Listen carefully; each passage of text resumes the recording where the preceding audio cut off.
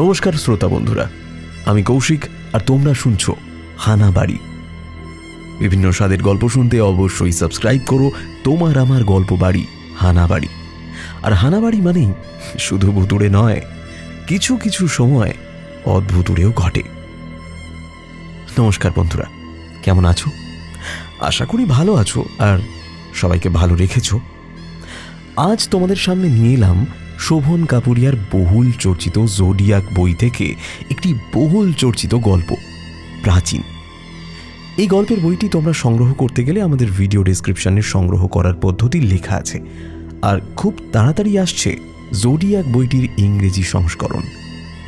বইটি বাংলা থেকে ইংরেজিতে অনুবাদ করেছেন অ্যাওয়ার্ড উইনিং সাইফাই লেখক ম্যাট ডাইমাক্সি। আজকের গল্প পাঠ এবং গল্পের সূত্রধার আমি কৌশিক। চলো আর দেরি না করে গল্পটা শুনে নেওয়া যাক। গল্পটি শেষ পর্যন্ত শোনার অনুরোধ রইল।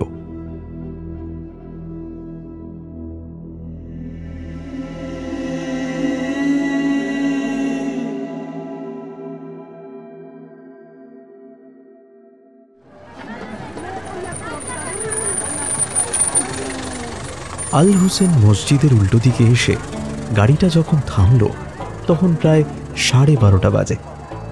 রবিবার হলেও কায়রোর রাস্তায় ভিড় একটু বেশি। মনে পড়ল মিশরের সপ্তাহান্ত বলতে বোঝানো হয় শুক্রবার ও শনিবার। সেই অর্থে রবিবার হলো সপ্তাহের প্রথম দিন। কায়রো থেকে কলকাতা ফেরত যাওয়ার প্লেন আজকেই। ভেবেছিলাম কায়রোর নামকরা ভারতীয় রেস্টুরেন্ট মহারাজা ইন্ডিয়ান হাউসে খেয়ে দিয়ে সোজা কায়রো এয়ারপোর্টের উদ্দেশ্যে চলে যাব। তবে যখন জানতে পারলাম সেই রেস্টুরেন্ট দুপুর 1টার আগে খুলবে না, তখন ট্যুর গাইড না শোয়ার কথায় চলে এলাম এখানে। উদ্দেশ্য ওল্ড কায়রো বাজার বা খান আল খালিলি বাজার ঘুরে দেখা। সূর্য এখন একেবারে মাথার উপরে। রোদের তাপ বড্ড বেশি। রোদের তাপে চামড়া পুড়ে যাওয়ার জোগাড়। গাড়ি থেকে নেমে আশপাশটা দেখে নিলাম একবার। ট্যুর গাইড না শোয়ার কাজের প্রতি নিষ্ঠার প্রশংসা করতেই হয়। ও যেভাবে সকালে ইজিপশিয়ান মিউজিয়ামের প্রতিটা জিনিস ঘুরে ঘুরে দেখিয়েছে এবং আমার বিভিন্ন প্রশ্নের উত্তর দিয়েছে, তাতে আমি মুগ্ধ। তুতানখামুনের ব্যবহৃত সোনার জিনিসপত্র ও সামগ্রী দেখে রীতিমতো ভিড়মি খাবার মতো অবস্থা হয়েছিল আমার। গ্রানাইট পাথর দিয়ে বানানো মিনি পিরামিড কিছু কম কৌতূহলের উদ্রেক করেনি। শুধু কি তাই, প্রাচীন মিশরে ঠিক কোন উপায়ে মমি তৈরি করা হতো, কিভাবে হৃৎপিণ্ড, যকৃৎ এবং অন্যান্য অঙ্গ প্রত্যঙ্গ বিভিন্ন জারের মধ্যে সংরক্ষণ করা হতো, কোন উপায়ে 3-4টে সার্কোফেগাসের ভেতরে রাখা হতো একটা মমিকে, সেই সব দেখে রীতিমতো তাজ্জব হতে হয়। প্রাচীন ইতিহাসের মুখোমুখি হয়ে এক অদ্ভুত রোমাঞ্চের মধ্যে দিয়েই কেটে গিয়েছিল সকালটা। কোনো একটি দরকারি ফোন আসায় একটু ব্যস্ত হয়ে পড়ল নাশোয়া। আমি এগিয়ে গেলাম আন্ডারপাসের দিকে। আন্ডারপাস ধরে নিচে নামতেই 3টে ছোট ছোট টানেল চোখে পড়ল। মাঝের টানেল ধরে হেঁটে পৌঁছে গেলাম মূল বাজারে। এই বাজারের নাম বেশ কয়েকবার শুনেছি এখানে এসে অবধি। কম দামে বেশ কিছু ভালো জিনিসপত্র পাওয়া যায় বলেই জানি। বাজারের মধ্যে দিয়ে হাঁটছি আর মাঝে মধ্যেই আশপাশের দোকানগুলো থেকে শোনা যাচ্ছে কিছু কথা। India India India, cheap price, very cheap price, Shahrukh Khan, Amitabh Bachchan. বাজারের ভেতর দিয়ে হাঁটতে হাঁটতে চোখে পড়ল এক ভারতীয় দম্পতির ওপর। একটা প্রাচীন মিশরীয় কারুকার্য খচিত ব্যাগের দাম দরাদরি করে যেন 200 ইজিপশিয়ান পাউন্ড থেকে কমিয়ে 150তে নামিয়ে এনেছে। আর তাই নিয়ে দুজনেই বেজায় খুশি। এই না হলে ভারতীয়, মনে মনে একটু হাসলাম। আরও কিছু দূর এগিয়ে যেতেই রোদ চশমা পরিহিত এক ব্যক্তিকে দেখলাম। কতগুলো গলার হার ও আংটির পসর সাজিয়ে বসেছে। Very cheap price, 30 Egyptian pound only, very chip বলে চলেছিল লোকটা। গলার হারগুলোর লকেটের দিকে নজর পড়তে দেখলাম মূলত ওসাইরিস, আইসিস ও হোরাসের প্রতিকৃতি রয়েছে। বেশ লাগলো দেখে। কয়েকটা আংটিও দেখলাম সাজানো রয়েছে। হাইরোগ্লিফিক্সে লেখা নাম বা হোরাসের চোখের প্রতিকৃতির আংটি চোখে পড়ল। আমার সেই দিকে তাকিয়ে থাকতে দেখে লোকটা বলল, ভেতরে চলে যান, ভেতরে চলে যান, আরও অনেক রকমের জিনিস পেয়ে যাবেন। শেষ কয়েকদিন আরও নতুন স্টক এসছে আমাদের কাছে। চলো চলো, ভেতরে যান, ভেতরে যান। একটু ইতস্তত করছিলাম, তবে না শোয়ার আসার কোনো লক্ষণ দেখতে না পেয়ে ভাবলাম যে ঢুকেই পড়ি ভেতরে। পুরনো জিনিসের গন্ধ আসছে নাকে। খারাপ লাগছে না, বরং মনে হচ্ছে যেন প্রাচীন মিশরের উপস্থিতি রয়েছে আশেপাশে। সত্যিই অপূর্ব কিছু সংগ্রহ রয়েছে এখানে। দোকান ছোট হলে কি হবে, জিনিসপত্রের পরিমাণ প্রচুর এখানে। এদিক ওদিক একটু তাকাতেই চোখে পড়ল একটা বেঁটে মতো লোক দাঁড়িয়ে রয়েছে দোকানের ভেতরে জমে থাকা অন্ধকারের ভেতর। মুখে অদ্ভুত এক হাসি ও হাতে ধরা রয়েছে চকচকে একটা জিনিস। ভালো করে দেখে বুঝলাম জিনিসটা একটা আংটি। আংটিটি এক নজরে দেখেই বেশ পছন্দ হয়ে গেল। এমনিতেই ডিজাইনার আংটির শখ রয়েছে আমার, তার উপর যখন জিনিসটা কায়রোর বাজারে পাওয়া যায় তখন অবশ্য আলাদাই একটা অনুভূতি কাজ করে। লোকটার থেকে চেয়ে হাতে নিলাম আংটিটা। আংটিটা একটু দেখতে পারি? আংটির মাথাটা চৌকো, ওপরে খোদাই করা রয়েছে স্ফিংস ও সাপের সংমিশ্রণে তৈরি একটি মুখ। প্রাচীন কোনো অতিকায় সাপকে উৎসর্গ করে তৈরি কোনো আংটি বা গলার হার আমার চোখে পড়েনি। বেশ একটা কৌতূহল সৃষ্টি হচ্ছে। আংটির ওপর খোদাই করা চোখ দুটো হঠাৎ দেখলে মনে হবে যেন জ্বলছে। মাথার ওপর দিয়ে হাইরোগ্লিফিক্সের মতন দেখতে লিপির মাধ্যমে কিছু একটা লেখা রয়েছে, যদিও হাইরোগ্লিফিক্সের লিপিগুলো কিছুটা হলেও ক্ষয়ে গিয়েছে। অদ্ভুত এক রোমাঞ্চ অনুভূত হচ্ছে। জিনিসটা যে বেশ পুরনো সেই ব্যাপারে কোনো সন্দেহ নেই। বেশ কিছু জায়গায় কালো ছাপ পড়েছে। মাত্র 10 ইজিপশিয়ান পাউন্ডে কিনে নিলাম আংটিটা। লোভ সামলাতে না পেরে আঙুলে পরেও নিলাম। দোকান থেকে ফিরে আসার সময় খেয়াল বসেই একবার আমি দেখলাম দোকানের দিকে, কিন্তু সেই বেঁটে লোকটাকে আর দেখতে পেলাম না কোথাও। অদ্ভুত তো। সে যাই হোক, শহরে ফিরে সৌমিতাকে এই আংটি না দেখানো অবধি মন শান্ত হচ্ছে না। ওল্ড কায়রো বাজার থেকে ফেরার পথে এক প্লেট বিরিয়ানি খাওয়া শেষ করলাম। এয়ারপোর্টে যাওয়ার পথে মিশরের ট্যুর ম্যানেজার হাসানের সঙ্গে দেখা করাটা খুবই দরকারি হয়ে পড়েছিল। কিছু ইজিপশিয়ান পাউন্ড রয়ে গিয়েছিল আমার কাছে, যেগুলো হাসানের কাছে আমেরিকান ডলারের সাথে এক্সচেঞ্জ করা দরকার ছিল। হাসানের সঙ্গে দেখা হতেই একগাল হেসে আমার সমস্ত কথা শুনল এবং কিছু আমেরিকান ডলার হাতে তুলে দিল। গাড়ি থেকে নেমে হাসান বিদায় জানাতে যাবে, ঠিক এমন সময় আমার হাতের আংটির দিকে নজর পড়ল। একটু ভুরু কুঁচকে গেল ওর, আর ব্যাপারটা আমারও নজর এড়ালো না। এই আংটি কোথায় পেলে? খানাল খালিলিতে গিয়েছিলাম, ওখানেই কিনলাম। কেন? কিছু না, কোথাও যেন দেখেছি আংটিটা। অবশ্য এক ডিজাইনও হতে পারে। আচ্ছা, যাই হোক, have a safe trip back to India. Hasan কিছু একটা ভাবতে ভাবতেই বিদায় জানালো আমায়। Thank you, by.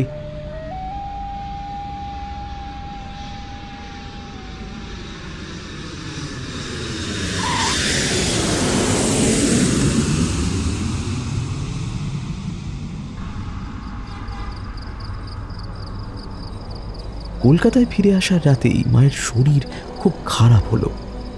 মা না বাইরের কিছু খেয়েছিল, না কোথাও গিয়েছিল।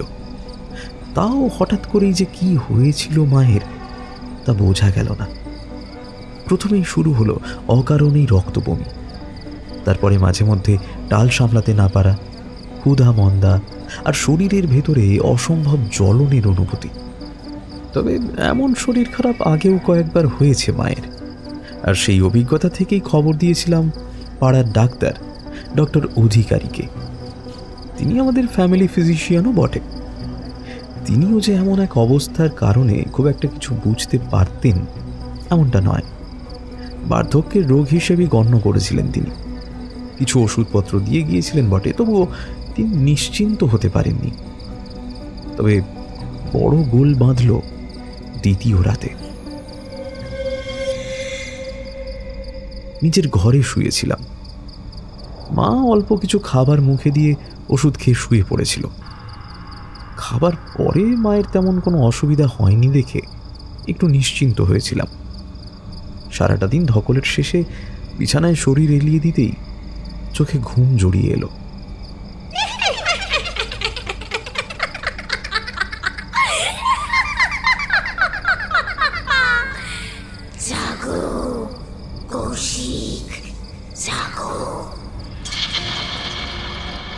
রাত তখন প্রায় 1টা হবে। বিশ্রী একটা অনুভূতিতে ভেঙে গেল ঘুমটা। নিকষ কালো অন্ধকার বিরাজমান সমগ্র ঘর জুড়ে। ঘরের দরজাটা আলতো বন্ধ করেই রেখেছিলাম ঘুমানোর আগে। জানি না কেন, কিন্তু আমার শুধুই মনে হচ্ছে যে ওই দরজার ওপারে এমন কিছু রয়েছে যা আমার পরিচিত জগতের নয়। ধীর পায়ে এগোলাম দরজার দিকে। ভেজানো দরজা খুললাম অতি সন্তর্পণে। কিন্তু এ কোন জগৎ? আমি যেদিকেই তাকাই সেদিকেই মহাশূন্য আর মহাশূন্য। এক ছায়ামূর্তিকে দেখলাম সেখানে ভেসে বেড়াতে। ছায়ামূর্তি আমার বহু পরিচিত। সে পৈশাচিক হাসি হাসছে।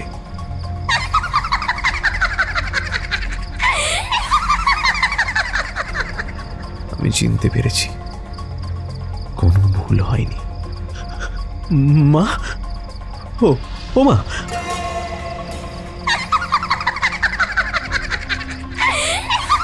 মায়ের পৈশাচিক হাসি থামার কোনো নাম নেই। অল্প অল্প করে আমার দিকে ফিরছে সে। এগিয়ে আসছে ক্রমশ আমার দিকে।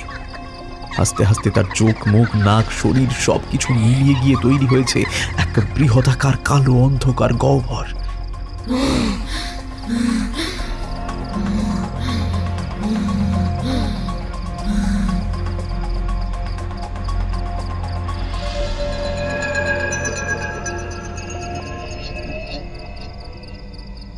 হঠাৎ মায়ের গোঙানির শব্দে ভেঙে গেল ঘুমটা।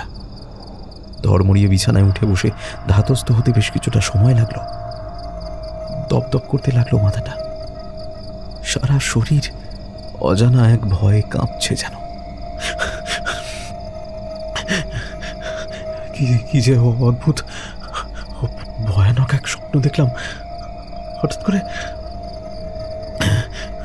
করে এমন একটা স্বপ্নের মানে কি?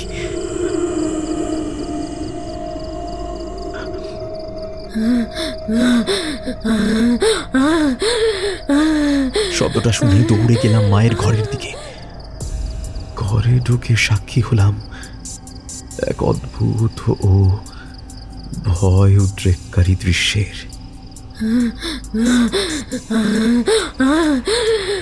মায়ের চোখ বন্ধ, সারা শরীর ভয়ঙ্কর ভাবে কাঁপছে, যেন তড়িতাহত হয়েছে মা।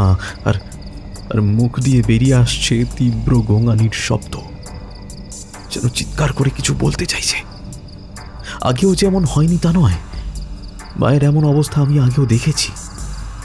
সমীরণ মারা যাওয়ার পরে এমন হয়েছিল মায়ের ছোটবেলাতেও নাকি মায়ের সাথে এমন হতো মাঝে মাঝে। তৎক্ষণাৎ খবর দিলাম ডক্টর অধিকারীকে।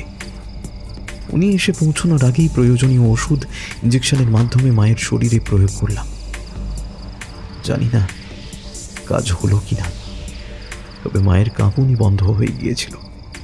তারপর টানা 8 ঘন্টা চোখ বন্ধ করে শুয়েছিল মা। ডক্টর অধিকারী মায়ের পালস দেখে বলেন যে মাকে স্থানীয় নার্সিংহোমে নিয়ে যেতেও হতে পারে। তবে শেষ অবধি তেমন কোনো প্রয়োজনীয়তা অনুভব করিনি। 8 ঘন্টা পরে মা চোখ খুলল, একেবারে সুস্থ। হাঁপ ছেড়ে বাঁচলাম আমি।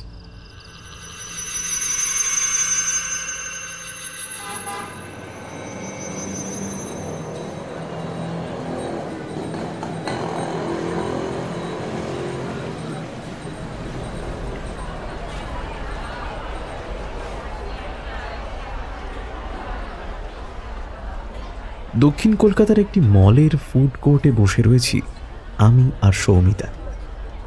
ঈশ্বর থেকে ফিরেই মায়ের শরীর খারাপ ও অফিসের কাজে ব্যস্ত হয়ে পড়েছিলাম। সপ্তাহের শেষে এই শনিবারের দিনটাই সময় পেলাম সৌমিতার সঙ্গে দেখা করার জন্য। হ্যাঁ রে কৌশিক, কাকিমা এখন কেমন আছে রে? হ্যাঁ, ভালো আছে এখন। কি যে হলো সেদিন হঠাৎ। জানিস তো, বয়স বাড়লে মানুষের নানান উপসর্গ দেখা দেয়, একটু খেয়াল রাখিস কাকিমা। সেটাই। তুই ঠিক আছিস তো? Yes, now I am fine. তাহলে কৌশিক বাবু, এটাই তাহলে সেই আংটি যেটা নিয়ে তুই এতটা এক্সাইটেড? আরে মিশর ঘুরতে ঘুরতে অন্য কোনো দুনিয়ায় চলে গেছিলাম যেন।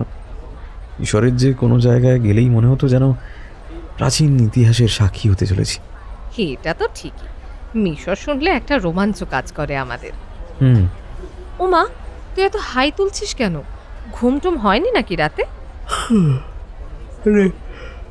কাল রাতে একটু পেট ভারী করা খাবার দাবার খেয়েছিলাম, আর পেটের অত্যাচার আর ভুলভাল স্বপ্নের মিশেলে ঘুমটাই চটকে গেছিল, তাই আজকে একটু ক্লান্ত লাগছে। হ্যাঁ রে কৌশিক, শরীর টরীর খারাপ লাগছে না তো? না না, সেরকম কিছু নয়। সত্যি বলতে স্বপ্নটার কথা মনে করতে চাই না। পেট গরম হয়েছে এমন কোনো স্বপ্ন আসতে পারে, এটা ভেবেই একটু অবাক লাগছিল আমার। কাল রাতের স্বপ্ন নিয়ে গভীর চিন্তায় ডুবে গিয়েছিলাম। এমন সময় টেবিলে এসে পড়ল গরমা গরম খাবার। খাওয়া দাওয়া শেষ করে মল থেকে বেরোনোর সময় দেখলাম ঘড়ির কাঁটা 9-এর ঘর ছুঁয়েছে সবে। গত এক সপ্তাহে ঠান্ডা বেশ জাঁকিয়ে পড়েছে শহরে। বড়দিন যত কাছে এগিয়ে আসছে ততই শীতল হয়ে উঠছে শহরের আবহাওয়া। সেন্ট্রাল স্টেশনে বেশ কিছুক্ষণ আগেই নেমে গিয়েছে সৌমিতা। দমদমের কাছাকাছি আস্তে আস্তে কামরাটা একটু ফাঁকা হয়ে গিয়েছে। কামরার কোণের একটি সিটে জানলায় মাথাটা ঠেকিয়ে গা এলিয়ে দিলাম। মেট্রো ছুটে চলেছে তার অন্তিম গন্তব্যের দিকে। চোখটা আধো খুলতে পারলাম। এক মুহূর্তের জন্য মনে হলো বদ্ধ কোনো এক জায়গায় রয়েছি আমি। এমন এক জায়গা আগে কোনো দিন দেখিনি। গোলাটে দৃষ্টিতে আশপাশটা দেখলাম। আশেপাশের দেওয়ালের দিকে চোখ পড়তে মনে হলো বিচিত্র কিছু চিহ্ন ও ছবি খোদাই করা রয়েছে দেওয়ালে। চিহ্নগুলো কি হায়ারোগ্লিফিক্স? একটা ছবি দেখে মনে হলো খুব সম্ভবত আমুনরা অর্থাৎ প্রাচীন মিশরের সূর্য দেবতা। খুব সম্ভবত প্রাচীন কোনো এক যুদ্ধের ছবি ফুটিয়ে তোলা হয়েছে দেওয়ালে।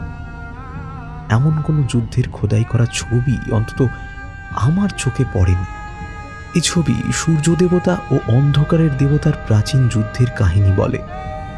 এই ছবি ব্যক্ত করে আলো ও অন্ধকারের চিরন্তন লড়াইয়ের। এক নিমেষে আমি পিছিয়ে এসেছি হাজার হাজার বছর, পৌঁছে গিয়েছি প্রাচীন মিশরের সময়কালে। কিছু দূরে আগুনের শিখা দেখতে পেলাম। কয়েকজন সেই আগুনের শিখাকে ঘিরে বসে রয়েছে এবং দুর্বোধ্য ভাষায় মন্ত্র পাঠ করে চলেছে।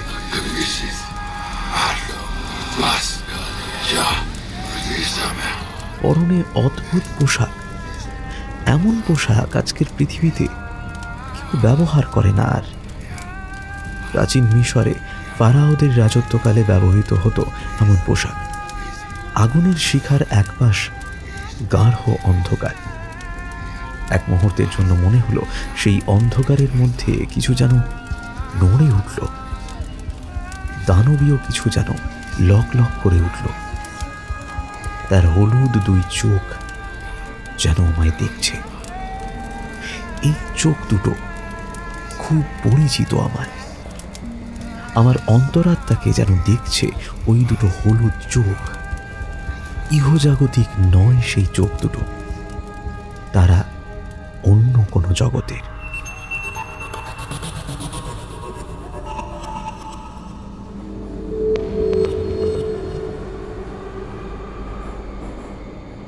চমকে উঠলাম। কেউ কোথাও নেই। আমি এখনো মেট্রোতেই বসে রয়েছি। ঘন ঘন নিঃশ্বাস পড়তে লাগলো।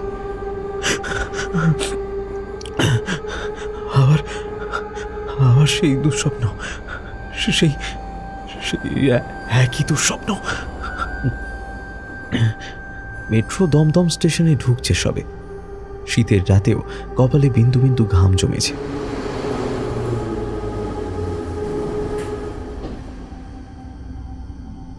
বেশ কয়েকদিন কেটেছে। তারপর কেমনভাবে কেটেছে তা শুধু আমিই জানি। সেই একই দুঃস্বপ্ন যেন কিছুতেই আমার পেছন ছাড়তে চাইছে না।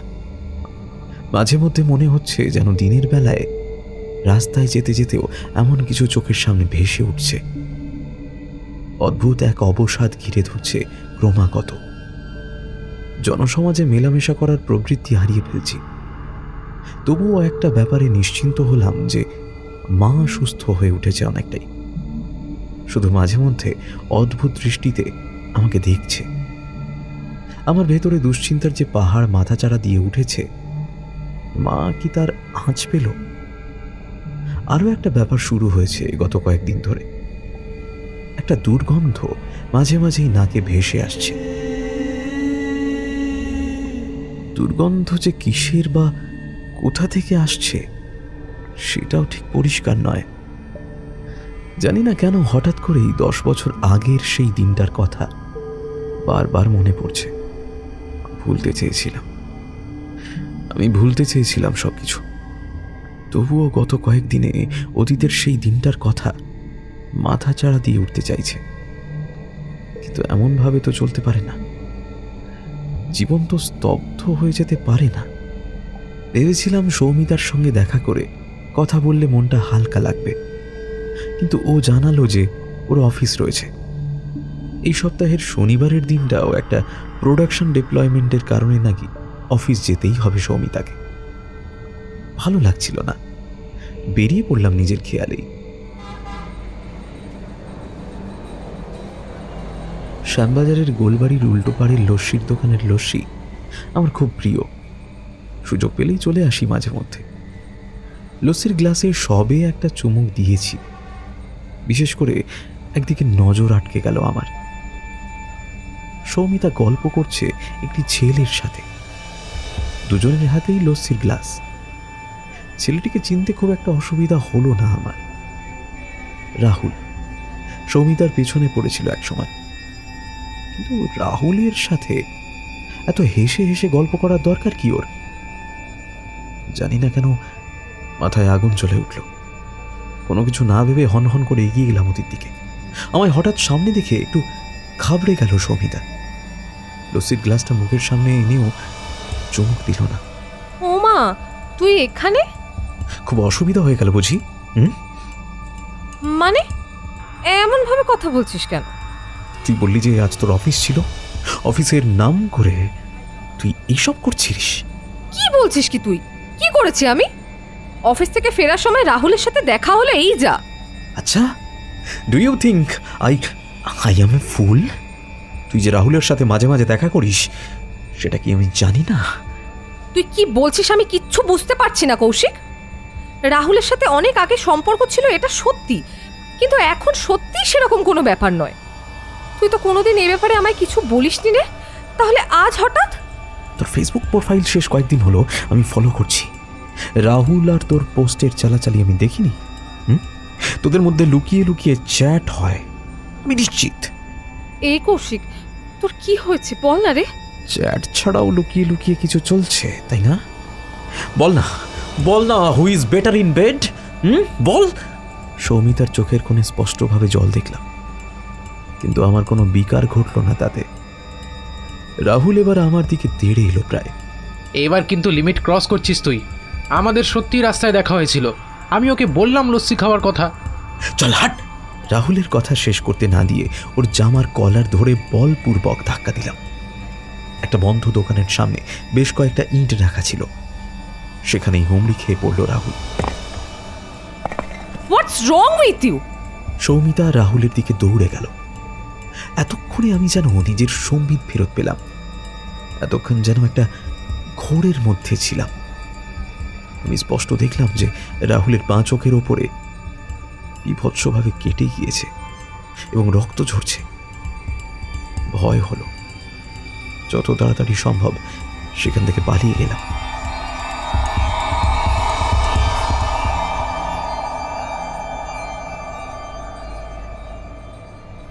সৌমিতার তরফ থেকে মেসেজ এলো 2 দিন পরে। তখন অফিস থেকে ফিরছি। রোজকার রাস্তা না ধরে আজ একটু তুলনামূলক ফাঁকা রাস্তা ধরে হেঁটে ফিরছি। ওপর দিয়ে রেল লাইন চলে গিয়েছে। ওপাশ দিয়ে খালের জল বয়ে যাওয়ার শব্দ আসছে। দমকা ঠান্ডা হাওয়া বইছে মাঝে মধ্যে।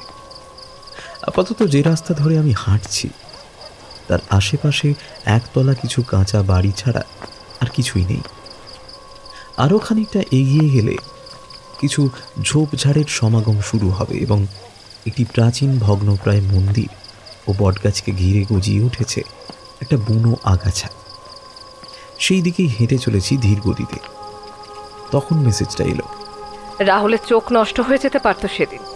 ওর বাবা মা পুলিশ কেস করতে চেয়েছিলেন, কিন্তু রাহুলও আমি কোনো রকমে বাধা দিয়েছি। তুই সেদিন যা করেছিস তার কোনো ক্ষমা নেই কৌশিক। তাই এটাই ভালো হবে আমরা যেন কিছুদিনের জন্য দেখা না করি। যে সন্দেহের বশে তুই এমন কাণ্ডটা ঘটিয়ে দিলি, সত্যি বলতে কি সেই সন্দেহের কোনো বেস নেই। কিন্তু সেদিন তোকে দেখে আমি ভয় পেয়েছি। হয়তো ভবিষ্যতেও আমি তোর সন্দেহের রসানলে পড়ব এবং আমাকেও হয়তো এমনভাবে মারধরি সহ্য করতে হবে। কোনো উত্তর ছিল না আমার কাছে। কিছুক্ষণ দাঁড়িয়ে রইলাম একা একা। কুয়াশার চাদর নেমে আসছে ধীরে ধীরে। আংটির দিকে নজর গেল। এটা মনের কুসংস্কার নাকি আমি জানি না, কিন্তু আমার জীবনে এই আংটির আগমন হওয়ার পর থেকেই সবকিছু কেমন যেন হয়ে যাচ্ছে। সবকিছু উলট পালট হয়ে যাচ্ছে ধীরে ধীরে। মানসিক শান্তি আর নেই। সবসময়ই একটা উদ্বেগ কাজ করছে। তাহলে প্রাচীন মিশরের বিভিন্ন আর্টিফ্যাক্ট নিয়ে যে সমস্ত গল্প কথা আমি শুনতাম বা শুনে এসেছি, সেগুলো কি সত্যি? সত্যি কি তবে এই আংটি কোনোভাবে আমার জীবনে দুঃসময়কে ডেকে আনছে? আংটিটা খোলার চেষ্টা করলাম, পারলাম না। বেশ শক্ত হয়ে আঙুলের সাথে আটকে রয়েছে ওটা। ঠিক সেই সময় এলাকার বিদ্যুৎ চলে গেল। পারিপার্শ্বিক পরিবেশে নিকষ কালো অন্ধকার জমাট বাঁধল। মোবাইলের টর্চের আলোয় খুব বেশি দূর দেখা যাচ্ছে না, তবুও সেই আলোর সহায়তায় সামনের রাস্তা দেখে হাঁটতে আরম্ভ করলাম। সময় মাত্র রাত 8:30, কিন্তু জনমানুষের চিহ্ন নেই কোথাও। ভগ্নপ্রায় মন্দিরের সামনে এসে পড়েছি প্রায়। মন্দিরের পেছনে জমে থাকা গাঢ় অন্ধকারের দিকে চোখ চলে গেল খেয়াল বসে। কিছু কি নড়ে উঠল ওখানে? কেউ কি লুকিয়ে লুকিয়ে দেখছে আমায়? দ্রুত পা চালিয়ে হাঁটতে শুরু করলাম। না না, যত তাড়াতাড়ি সম্ভব এই জায়গা ছেড়ে বেরোতে হবে।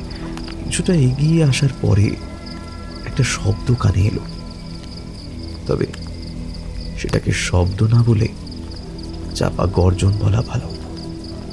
ফিরে তাকালাম না, আরো একটু তাড়াতাড়ি হাঁটতে লাগলাম। কিন্তু মাথার ভেতরে শক্তি বৃদ্ধি করতে থাকা শয়তানের কথা অমান্য করার সাধ্য আমার ছিল না।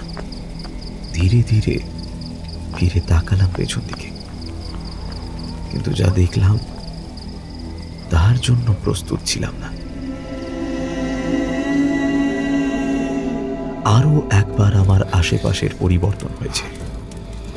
প্রাচীন মিশরের কোনো এক সময় এসে পড়েছি। আমার সামনেই একটি মৃতদেহ পড়ে রয়েছে। তার শরীরের রক্ত ফোঁটা ফোঁটা করে ফেলা হচ্ছে দাউ দাউ করে জ্বলতে থাকা আগুনের ভেতরে। আগুন ঘিরে বসে থাকা প্রতিটি মানুষের পরনে রয়েছে প্রাচীন মিশরীয় পোশাক। দৌড়ানোর ক্ষমতা হারিয়ে ফেলেছি আমি।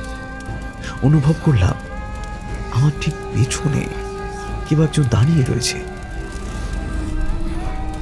পেছনে ফিরতেই দেখলাম সেই জ্বলন্ত দুটো চোখ, বৃহদাকার সাপের মতো শরীর। এক দৃষ্টে দেখে চলেছে সে আমায়।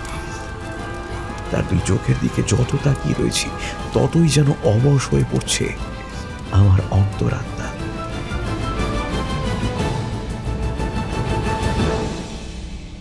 প্রায় লাফিয়ে উঠে বসলাম বিছানায়। দেখি অন্ধকারের মধ্যে মা বসে রয়েছে আমার সামনে। মুখে কোনো কথা নেই, নিশ্চুপ দৃষ্টিতে কেবল দেখে চলেছে আমায়। সেদিন রাস্তা থেকে কিভাবে বাড়িতে এসেছি বা কি হয়েছিল এ আমার জানা নেই। মাথাটা প্রচণ্ড ব্যথা। প্রথমে ভয়ঙ্কর স্বপ্ন, তারপরে এমন বাস্তবচিত হ্যালুসিনেশনের সূত্রপাত। আমি আমি আমি কি পাগল হয়ে যাচ্ছি? ভয় পেলাম, খুব ভয় পেলাম। শুধুই মনে হতে লাগলো যে ঘরের বাইরে হলঘরের দিকের অল্প অন্ধকারে একটা হালকা অবয়ব যেন দাঁড়িয়ে রয়েছে, এক দৃষ্টে আমার দিকে তাকিয়ে রয়েছে সে। ইদানিংকালে এমন অবস্থা হয়েছে বুঝেই উঠতে পারি না যে রাতে ঘুম হয়েছে না হয়নি। অফিসে যাওয়ার পাট গত 2 দিন যাবৎ মোটামুটি বন্ধ। কয়েকজন কলিগ ফোনে খোঁজ খবর নেওয়ার চেষ্টা করছিল, তবে আমি ওদের প্রশ্নবাণের উত্তর দেওয়ার ধার ধারিনি। সঠিকভাবে কোনো কিছুই মনে করে উঠতে পারি না, তো অফিস বা অন্যান্য স্বাভাবিক কাজকর্ম করে উঠতে পারার প্রশ্নই নেই। আরও একবার মাথাখানা ঝিমঝিম করে ওঠে। পাশের ঘর থেকে টিভি চালানোর শব্দ কানে আসছে। খুব সম্ভবত একটা খবরের চ্যানেল দেখছে মা। মোবাইলে একবার চোখ বুলিয়ে নিলাম। সৌমিতার তরফ থেকে কোনো ফোন বা মেসেজ কিছুই আসেনি। অবশ্য ওর কোনো দোষ নেই। সৌমিতার ফোন না এলেও রমেশের ফোন এসেছিল বেশ কয়েকবার। রমেশ আমাদের বড় বাজারের দোকানটার দেখাশোনা করে। হয়তো কোনো দরকারে ফোন করেছিল, আবার হয়তো মাইনে বাড়ানোর কথা বলবে। ওকে পরে ফোন করে নেব ভেবে চোখ বন্ধ করে শুয়ে রইলাম কিছুক্ষণ। হে ভগবান, আমার কি সর্বনাশ হলো। হঠাৎ মায়ের কান্নায় চমকে উঠে বসলাম বিছানার উপরে। ছুটে গেলাম ওই ঘরে। গিয়ে দেখি মায়ের চোখে মুখে কেমন যেন ভয়ার্ত ভাব।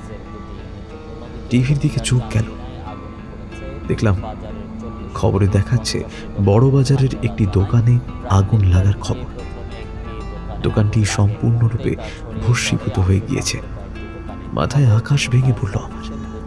রমেশ তাহলে এই জন্যই ফোন করেছিল কি? দোকানটা আজকের দিনে ধুঁকে ধুঁকে চলছিল বটে, তবুও তো চলছিল।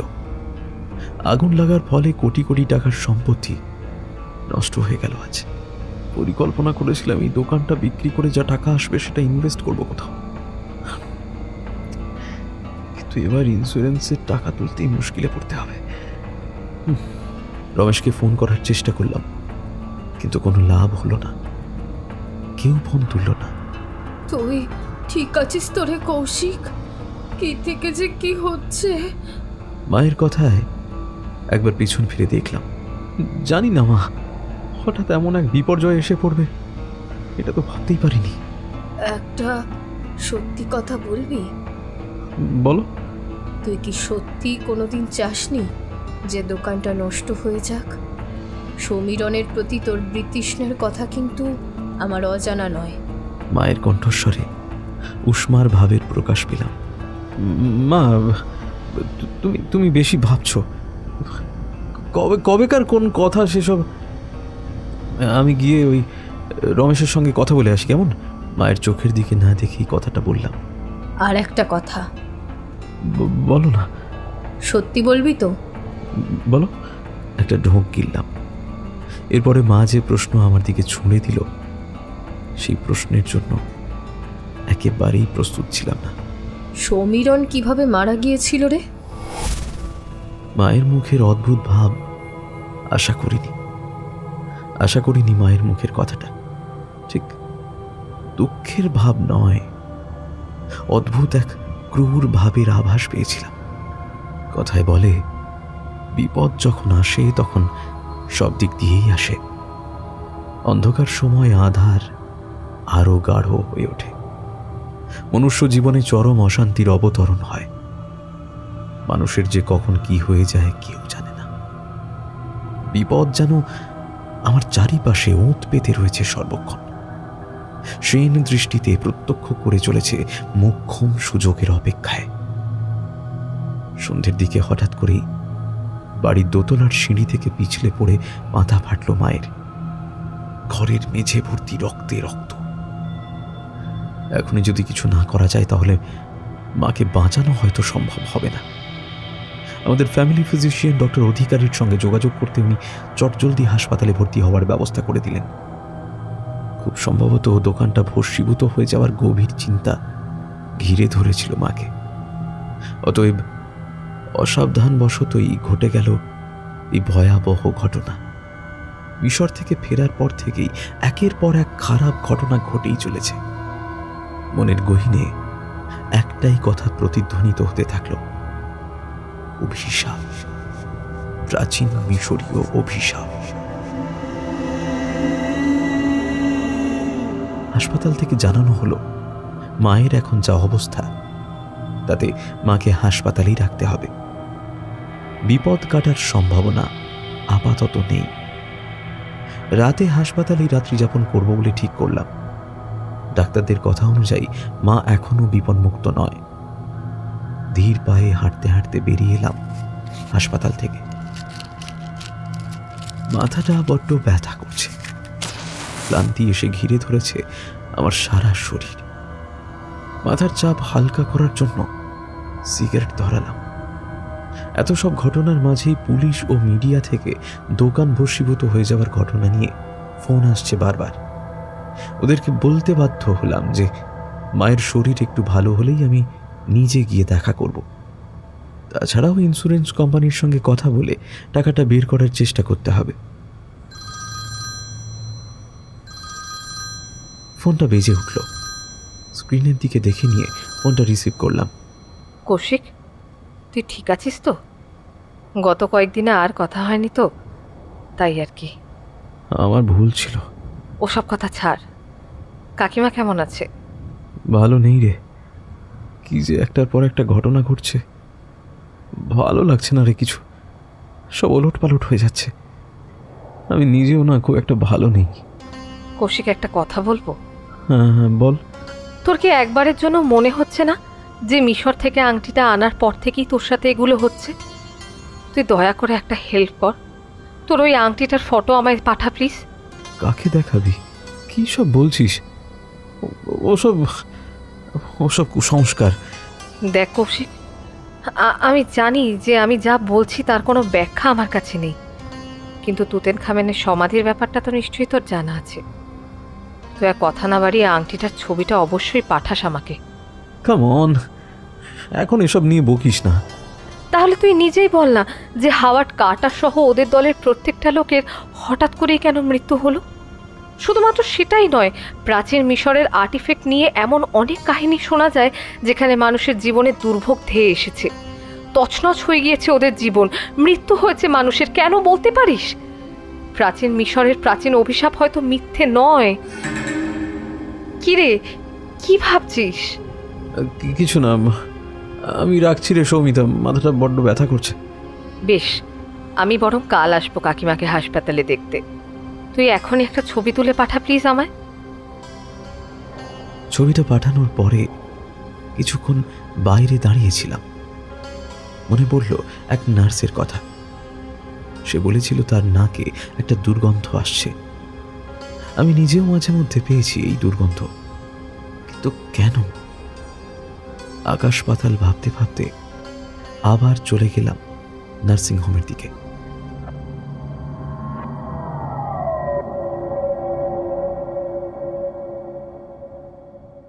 আর্কিওলজিক্যাল রিসার্চার হিসেবে বেশ নামডাক রয়েছে অখিলেশ বড়ুয়া অথবা অখিলেশ আঙ্কেলের। আঙ্কেল বলছে এই কারণে কেননা বাবা আর উনি অনেক দিনের পুরনো বন্ধু। কাকুর দেশ বিদেশের আশ্চর্য ঘটনাবলীর কয়েকটা শুনেছি বাবার কাছ থেকে। বিচিত্র সব ঘটনার সাক্ষী থেকেছে অখিলেশ কাকু। সেসব কথা বলার প্রয়োজন এখানে নেই। একটু আগেই কৌশিকের কাছ থেকে পেয়েছি আংটির ছবিটা। অখিলেশ কাকুর সাথে কথা বলে কাকুকে পাঠিয়েছি ছবিটা। ছবিটা একবার দেখে নিয়ে ভিডিও কল করে কাকু জানতে চেয়েছিল পুরো ব্যাপারটা। কৌশিকের সাথে ঘটে যাওয়া ঘটনাগুলোর প্রত্যেকটাই খুলে বললাম আমি। মন দিয়ে সব শোনার পরে কাকু আরো ভালো করে একবার আংটিটা দেখল। দেখে মনে হলো খুব মন দিয়ে ভাবার চেষ্টা করছে কাকু। আমায় খুব বেশি সময় অপেক্ষা না করিয়ে কাকু বলল, এই ছবিটা খুব চেনা চেনা লাগছে। মোস্ট প্রবাবলি বছর 7 আগে এই আংটিটা লন্ডনে আমার এক বন্ধুর বাড়িতে দেখেছিলাম। আচ্ছা দাঁড়াও, কয়েকটা জিনিস কনফার্ম করে আমি খুব তাড়াতাড়ি তোমাকে জানাচ্ছি।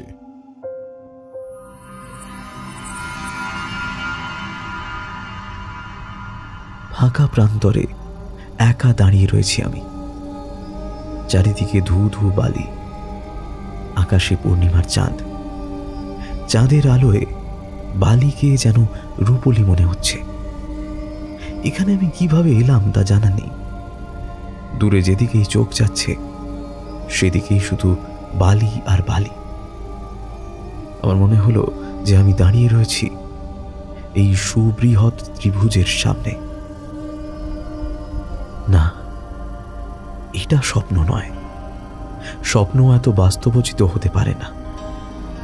যদি খুব ভুল না করে থাকি তাহলে এই মুহূর্তে আমি দাঁড়িয়ে রয়েছি পৃথিবীর সর্বপ্রথম পিরামিডের সামনে, সাক্কারা তুম্ব। চন্দ্রালোকের বন্যায় ভেসে যাওয়া মরুভূমিতে গগনচুম্বী পিরামিডের কালো অবয়ব আমার শরীরে অদ্ভুত শিহরণ ও ভয়ের উদ্রেক করল। এক মুহূর্তের জন্য মনে হলো প্রাচীনকালে এসে উপস্থিত হয়েছি আমি। কোনো এক মন্ত্র বলে যেন আমি এক মুহূর্তে কলকাতা থেকে মিশরের এই অজানা অচেনা সুপ্রাচীন প্রান্তে এসে পড়েছি। খানিকটা দূরে কেউ একজন দাঁড়িয়ে রয়েছে। তার চেহারা খুব একটা পরিষ্কার নয়। চাঁদের আলোতেও তার মুখ দেখা যাচ্ছে না। তবে সে আমার খুবই পরিচিত বলে মনে হলো সেই ছায়ামূর্তিটি আসলে সমীরণ। বিস্ময় জন্মালো যে গত কয়েকদিনে আমি যে ছায়ামূর্তিকে বারংবার দেখেছি সে সমীরণ ছাড়া আর কেউ নয়। সেই সমীরণ যার মৃত্যু ঘটেছিল আমার হাতে। আমার হাত রঞ্জিত হয়েছিল সমীরণের রক্তে। সেই ছায়ামূর্তি আপাতত হাঁটতে শুরু করেছে সাক্কারা পিরামিডের দিকে। অজান্তেই আমিও তার পিছু নিয়েছি। হেঁটে চলেছি তাকে অনুসরণ করে। জানি না কি খুঁজে চলেছি। এসে পৌঁছেছি একটা পুরনো সিঁড়ির সামনে। সাক্কারা টুম্বের ভেতরে একটি অন্ধকার ঘুপচির দিকে এগিয়ে গিয়েছে সেটা। আমি মাথা নিচু করে ঢুকে পড়লাম সেই ঘুপচির ভেতরে। অনেকটা নিচু হয়ে পিরামিডের ভেতরকার অন্ধকার প্যাসেজ ধরে এগিয়ে চলেছি। কিসের খোঁজ করছি বা কার পিছু নিয়েছি আমি জানি না। শুধু এগিয়ে চলেছি এই রাক্ষসে মরুভূমির অজানা এক গহ্বরের দিকে। যত এগিয়ে চলেছি ততই যেন কালো আলকাতরার মতো ঘন অন্ধকার গ্রাস করতে উদ্যত হচ্ছে আমাকে। প্যাসেজ পেরিয়ে একটা ঘরে প্রবেশ করলাম। পাথুরে বেদির উপরে রাখা রয়েছে একটা কবর। আগে সেখানে একটি সার্কোফেগাস ছিল, কিন্তু এখন আর কিছুই নেই। দেওয়াল ভর্তি হাইরোগ্লিফিক্স লিপিতে সাক্কারা টুম্বের এই দেওয়াল জুড়ে লেখা রয়েছে বুক অফ দ্য ডেড।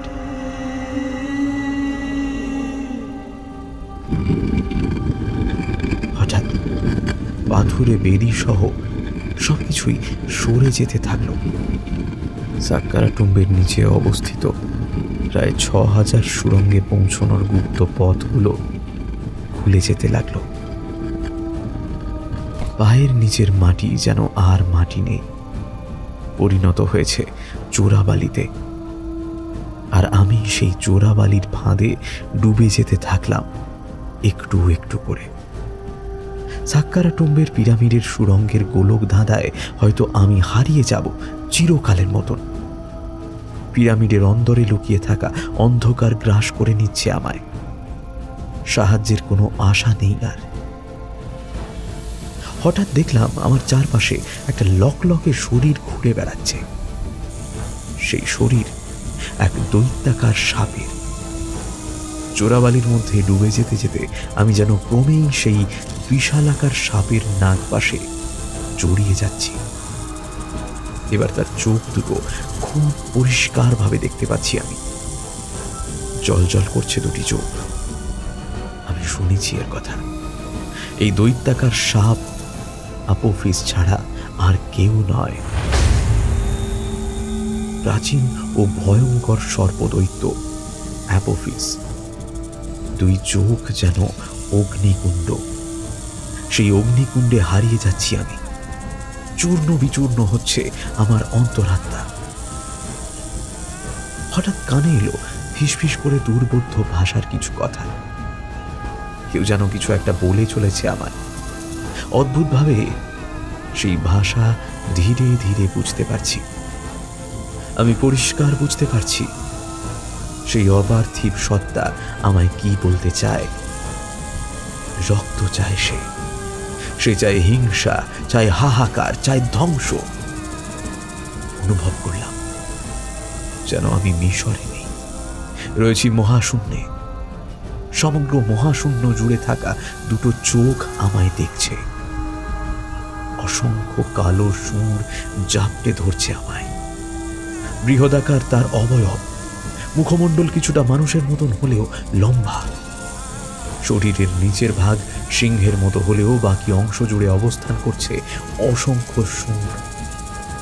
মহাজাগতিক সেই ভয়াবহ অপদেবতার সামনে অ্যাপোফিসকে নিতান্তই ক্ষুদ্র বলে মনে হচ্ছে।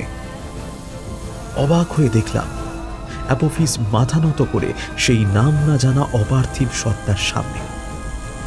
পৃথিবী, সূর্য, চাঁদ, আকাশগঙ্গা, গ্রহ, নক্ষত্র সবকিছু ছাড়িয়ে যেন হারিয়ে যাচ্ছি বহু দূরে। তলিয়ে যাচ্ছি এমন এক অন্ধকারে যেখানে সময় স্থির, যেখানে কোনো জীবন বা মৃত্যু বলে কোনো কিছুর অস্তিত্ব নেই।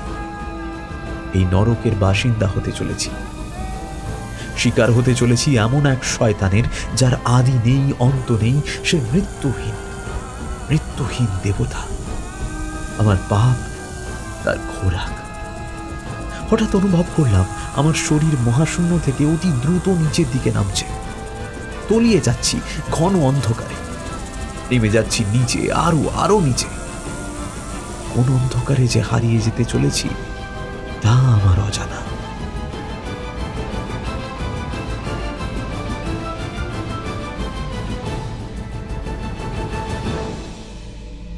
মুহূর্তে জ্ঞান ফিরে এলো।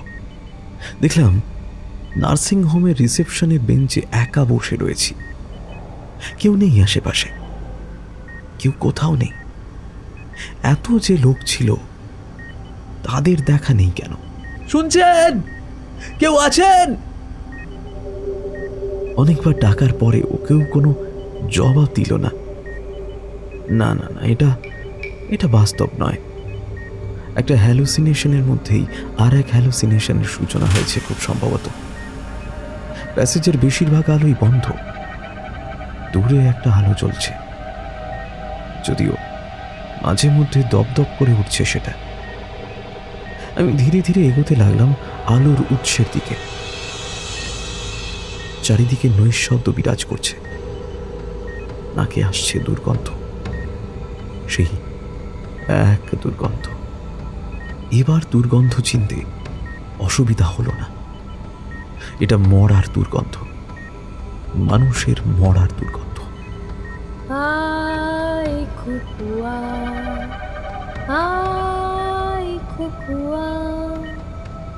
মনে হলো এই গানটার সুর বহু দূর থেকে ভেসে আসছে। মা এই গানটা শুনিয়েই আমায় ঘুম পাড়াতো। গানটা ধীরে ধীরে এদিকেই এগিয়ে আসছে।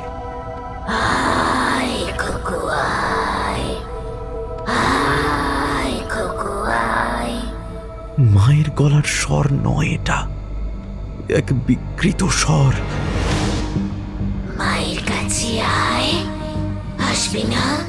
মায়ের কাছে আয়, লুকোচুরি খেলার সময় তো শেষ রে খোকো। আর এক মুহূর্ত এখানে নয়। আমি জানি না এই দুঃস্বপ্নের শেষ কোথায়, দৌড়াতে হবে আমায়। তবে আমার এই পরিকল্পনা সফল হলো না। বাইরে যাওয়ার দরজার সামনে দাঁড়িয়ে রয়েছে এক মূর্তি।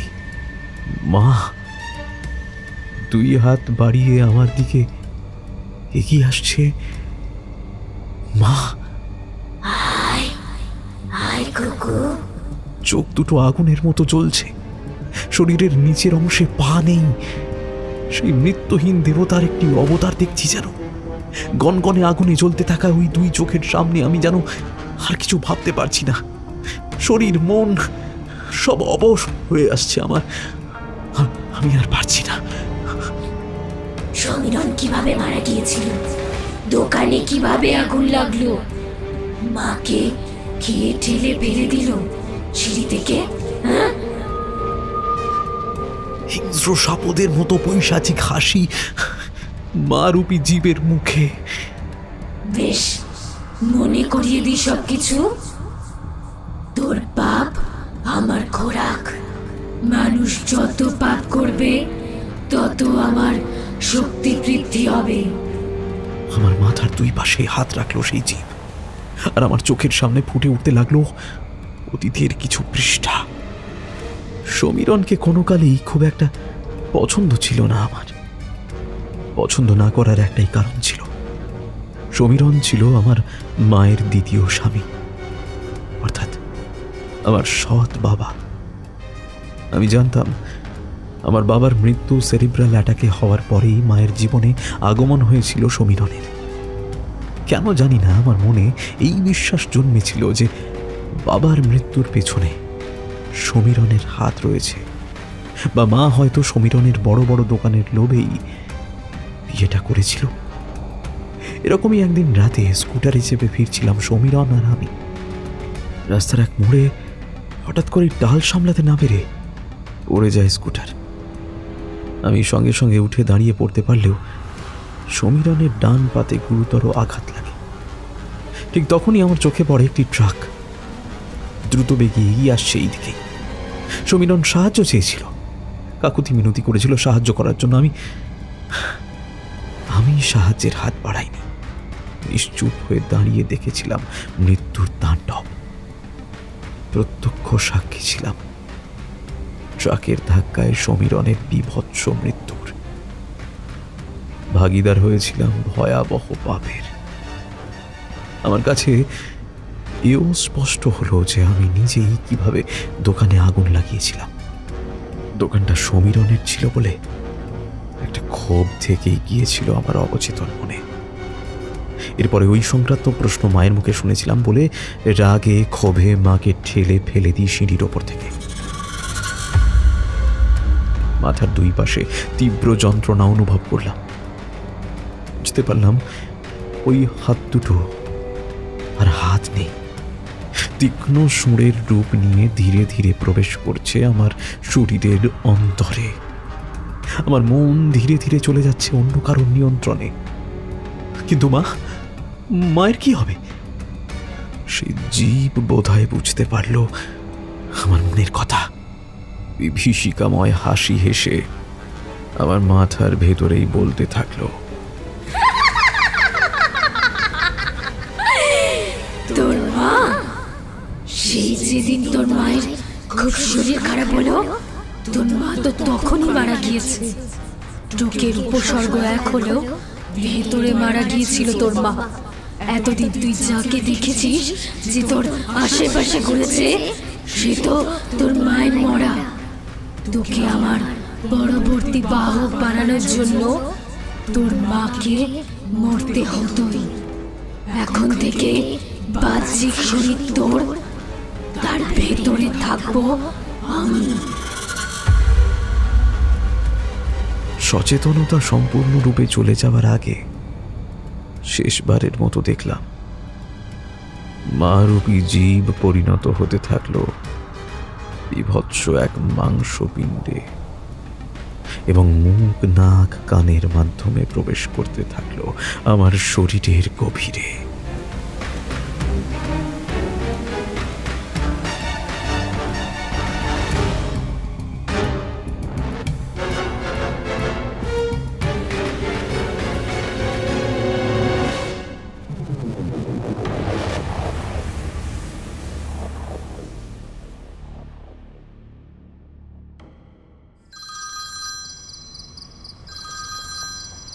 রাত তখন প্রায় 1টা যখন অখিলেশ কাকুর ভিডিও কল এলো। একটু ভয়ে ভয়েই কলটা রিসিভ করলাম। হ্যাঁ কাকু, বলো।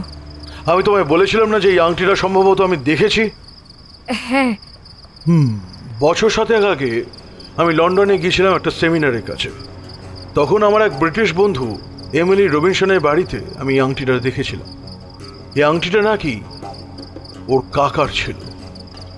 এই আংটির ইতিহাস কিন্তু আজকের নয়, এর ইতিহাস প্রায় 100 বছরের পুরনো। হাওয়ার্ড কার্টারের নাম তো আমরা সকলেই জানি, যিনি তার দলবল নিয়ে 1922 সালে তুত আনাক আমানের মমি এবং বিশাল ধনসম্পত্তির হদিশ পেয়েছিলেন। এই এক্সপিডিশনে যে সমস্ত বড় বড় উদ্যোগপতিরা ইনভেস্ট করেছিলেন তাদের মধ্যে ছিলেন এমিলির এক পূর্বপুরুষ আর্থার রবিনসন। এই কথা অস্বীকার করে লাভ নেই যে হাওয়ার্ড কার্টারের দলবল দেদার চুরি করেছিল। সে যাই হোক, তো এই আর্থার আরও কতগুলো এক্সপিডিশনে ইনভেস্ট করেছেন। তাদের মধ্যে একটি ছিল 17তম ডাইনেস্টিক এক ফারাও খাফরাসিফের টুম। অন্তত ওদের সেই বিশ্বাসী ছিল। সত্যি বলতে কি, ভ্যালি অফ কিংসের সেই দুর্বল টুম্বে অনেক খুঁজেও ফারাওয়ের মমি পাওয়া যায়নি। তবে পাওয়া গিয়েছিল বেশ কিছু প্রাচীন আর্টিফ্যাক্টস, আর এই আংটিটাই সেইগুলোর মধ্যে একটা। খাফরাসিফের সম্বন্ধে এইটুকুনি জানা যায় যে 17তম ডাইনেস্টির ফারাও খাফরাসিফের সাধনা করতেন এক শয়তান, যার সাথে আইসিস আর ওয়ারিসের মতন দেবতার কোনো মিল নেই। He could summon something sinister from beyond the star. ওকে এবং ওর আচার আচরণকে নির্বাসিত করা হয় প্রাচীন বিষয়ে। মানে আংটিটা শুধুমাত্র একটা আংটি নয়? না, ওটা একটা আর্টিফ্যাক্ট। তো ওই আংটিটা হাতে পরতেন আর্থার। কিছু বুঝে ওঠার আগেই ওর জীবনে ধীরে ধীরে অবনতি ঘটে। 1930 সালে দ্য গ্রেট ডিপ্রেশনের সময় উনি সব কিছু হারালেন। এমিলির কাছ থেকে শোনা যায় যে এরপর আর্থার ব্ল্যাক ম্যাজিকের পথে হারিয়ে যেতে থাকে পুরনো সম্পত্তি ফিরে পাওয়ার আশায়। এই আংটি প্রাচীন ইতিহাসের সঙ্গে যুক্ত। ডুম নামক এক ডার্ক গডের উপাসনা করতে থাকে, তার জন্য ভোগ অর্পণ করতে থাকে। ভোগ? মানুষের ভোগ। অনেক মানুষকে খুন করেছিলেন তিনি। তারপর উনি একসময় নিজেই বদ্ধ উন্মাদে পরিণত হয়েছিলেন। নিজের প্রাণ উনি নিজেই নিয়েছিলেন। তারপর থেকে এই আংটির কারণে ওদের পরিবারে বহু খুনোখুনি ঘটনা ঘটেছে, আত্মহত্যার ঘটনাও ঘটেছিল। এমএলএরা এই ইতিহাস জানতে পেরে চোরা পথে ওটাকে আবার মিশরে পাঠিয়ে দেওয়ার ব্যবস্থা করে। আর সেটাই এখন কৌশিকের কাছে রয়েছে? হ্যাঁ। তাহলে এখন দেখো, এগুলো সব শোনা কথা। কোন কথা কতটা সত্যি কি সত্যি না আমরা কেউই জানি না। আংটি থেকে হয়তো কিছুই হয়নি আর্থারের। ওর হয়তো মানসিক রোগ ছিল, আমরা কেউ জানতাম না। তেমনি কৌশিকের যে এমন রোগ নেই তা কি তুমি নিশ্চিত করে বলতে পারো? না, মানে হিস্টোরিক্যাল কোনো প্রুফ নেই এই জিনিসের, তাই বাইরের কেউ হয়তো মানবে না এই ব্যাপারটা। আজ রাখি, তুমি ভালো থেকো। কলটা ডিসকানেক্ট হওয়ার পরে চুপ করে বসে থাকলাম কিছুক্ষণ। কৌশিককে ফোন করার চেষ্টা করলেও কথা হলো না। হঠাৎ ফেসবুকে একটা নোটিফিকেশন এলো। সেটাই ক্লিক করতেই একটা খবর চোখে পড়ল। নার্স ও ডাক্তারদের খুন করেছেন। It's a blood bath. আপাতত পুলিশের গুলিতে তার মৃত্যু হয়েছে। সবচেয়ে অদ্ভুত ব্যাপার হলো এই যে সেই অজ্ঞাত পরিচয় ব্যক্তির মা নাকি ভর্তি ছিলেন এখানে, কিন্তু তার মায়ের কোনো খোঁজ পাওয়া যায়নি।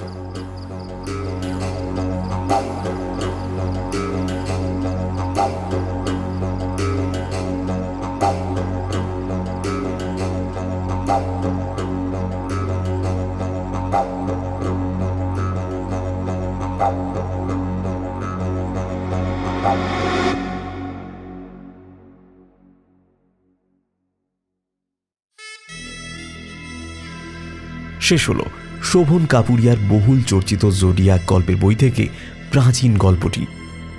আজকের গল্প পাঠ এবং গল্পের সূত্রধার আমি কৌশিক।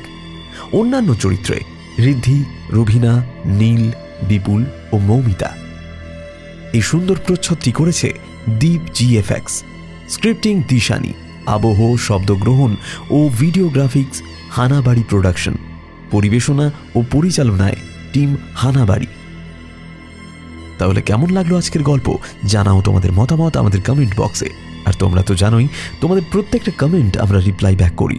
আর যদি গল্পটা ভালো লেগে থাকে তাহলে লাইক করতে হবে এবং শেয়ার করে দিতে হবে তোমাদের আত্মীয় স্বজন এবং বন্ধু বান্ধবদের কাছে, এবং তাদেরকে বলতে হবে আমাদের হানাবাড়ি ইউটিউব চ্যানেলটা যেন সাবস্ক্রাইব করে পাশে রাখা বেল আইকন ক্লিক করে অল করে দেয়, যাতে আমাদের নতুন কোনো ভিডিও এলে সবার আগে তোমাদের কাছে নোটিফিকেশন পৌঁছে যায়। তোমাদের এই ছোট্ট সাবস্ক্রাইবটা আমাদের নতুন নতুন গল্প আনতে আরও বেশি করে উৎসাহ যোগায়। তাহলে বন্ধু, আজ এই পর্যন্তই। দেখা হচ্ছে পরবর্তী কোনো গল্পে। ততদিন ভালো থেকো, সুস্থ থেকো, হানাবাড়ির পাশে থেকো, সাবধানে থেকো এবং ভয়ে থেকো। আর হ্যাঁ, নতুন বছরটা খুব ভালোভাবে সবাই কাটিও। শুভরাত্রি।